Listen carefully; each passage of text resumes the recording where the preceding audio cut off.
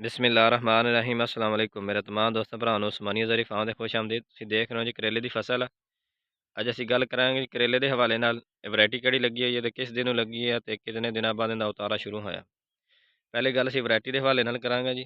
Variety ਲੱਗੀ ਹੈ ਜੀ ਰਚਨਾ ਦੀ ਗੁੱਲ ਤੇ ਇਹ ਫਰਵਰੀ ਦੀ ਕਾਸ਼ਤ ਆ ਤੇ ਅਸੀਂ ਕੱਲ੍ਹ ਇਹਦੀ ਚੁਣਾਈ ਕੀਤੀ ਹੈ। ਤਕਰੀਬਨ 17 ਦਿਨਾਂ ਬਾਅਦ ਇਹਦੀ ਚੁਣਾਈ ਸ਼ੁਰੂ ਹੋਈ ਆ। 10 ਦਿਨ ਲੇਟ ਇਸ ਵਜ੍ਹਾ ਤੋਂ ਹੋਇਆ ਵਾ, ਕੋਰੇ ਸ਼ੁਰੂ ਹੋ ਗਏ ਸੀ, ਛਾਪਰ ਫਟ ਗਿਆ ਸੀ ਹਨੇਰੀਆਂ ਨਾਲ ਤੇ ਇਸ ਵਜ੍ਹਾ ਤੋਂ 10 ਦਿਨ ਲੇਟ ਹੋ ਗਿਆ।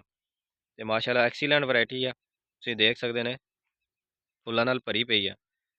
ਤੇ ਅਸੀਂ ਦੱਸ ਦਈਏ ਤੁਹਾਨੂੰ, ਅਸੀਂ ਇਹਨੂੰ ਸਪਰੇਅ ਕਿਹੜੇ ਕੀਤੇ ਆ, ਖਾਦਾਂ ਅਸੀਂ ਇਹਨੂੰ ਇਸ ਟਾਈਮ ਤੱਕ ਕਿਤਨੀਆਂ ਦੇ ਚੁੱਕੇ ਆ। ਮਾਸ਼ਾਅੱਲਾ ਪਿਆਜ਼ ਵੀ ਥੱਲੇ ਤਿਆਰ ਹੋ ਗਿਆ ਵਾ, 2 ਫਸਲਾਂ ਲੱਗੀਆਂ ਹੋਈਆਂ ਸੀ ਸਾਡੀਆਂ ਤੇ ਸੋਹਣੀ ਫਸਲ ਪਈ ਹੈ।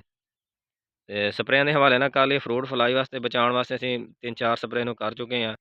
ਮੁਖਤਲਿਫ ਜ਼ਹਿਰ ਇਸਤੇਮਾਲ ਕੀਤੇ ਆ, ਡਾਈਮੈਥੋਵੇਟ ਹੋ ਗਿਆ, ਸੁੰਡੀ ਤੋਂ ਬਚਾਉਣ ਵਾਸਤੇ ਐਂਪਲੀਗੋ ਹੋ ਗਿਆ ਸਜੈਂਟਾ ਦਾ, ਦੂਆ ਫੰਜੀਸਾਈਡ ਅਸੀਂ ਡੌਨੀ ਦਾ, ਸਲਫਰ ਦਾ ਔਰ ਪਾਊਡਰੀ ਤੇ ਇਹਨੂੰ ਕਰੇਲੇ ਤੇ ਬੜਾ ਅਟੈਕ ਹੁੰਦਾ, ਪਾਊਡਰੀ ਤੋਂ ਬਚਾਉਣ ਵਾਸਤੇ ਅਸੀਂ ਸਲਫਰ ਦਾ ਇਸਤੇਮਾਲ ਕੀਤਾ ਵਾ।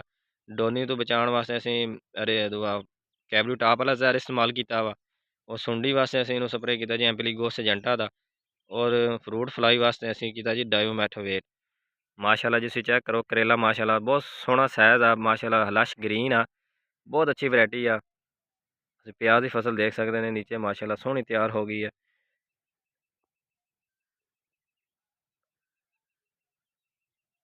ਅਸੀਂ ਹੁਣ ਇਹਦੀ ਖੁਰਾਕ ਦੇ ਹਵਾਲੇ ਨਾਲ ਗੱਲ ਕਰੀਏ ਜੀ। ਖੁਰਾਕ ਅਸੀਂ ਇਹਨੂੰ ਹਲੇ ਨਾਰਮਲ ਜੀ ਦਿੱਤੀ ਹੋਈ ਹੈ।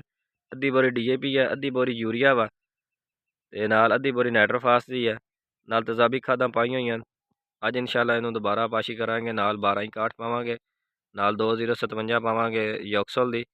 ਮਾਸ਼ਾਅੱਲਾ ਤੁਹਾਡੇ ਸਾਹਮਣੇ ਫਸਲ ਆ। ਉਸਮਾਨੀ ਜ਼ਰੀ ਫਾਰਮ ਦੇ ਤਕਰੀਬਨ ਸਾਰੀਆਂ ਸਬਜ਼ੀ ਦੀਆਂ ਫਸਲਾਂ ਕਾਸ਼ਤ ਆ।